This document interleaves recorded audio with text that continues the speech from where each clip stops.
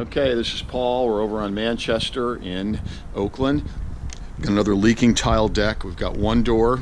We've got about a 3-foot return there. We've got, let's call it about 10, 20, 22, 23, 24 over here. We've got another wall that's about 10, 11 feet. We got that return that's about 6 foot.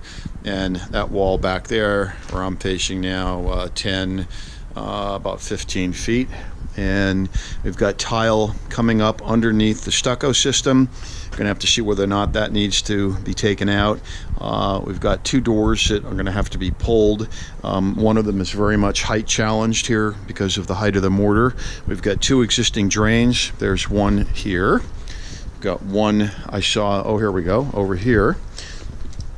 And this is the area that it's been isolated to be leaking, but unfortunately with tile decks, there's no patching any specific area. You got to pull it up and redo it. So this is Paul, Golden Gate Enterprises, with another leaking waterproof tile deck. We'll keep you posted. Thank you.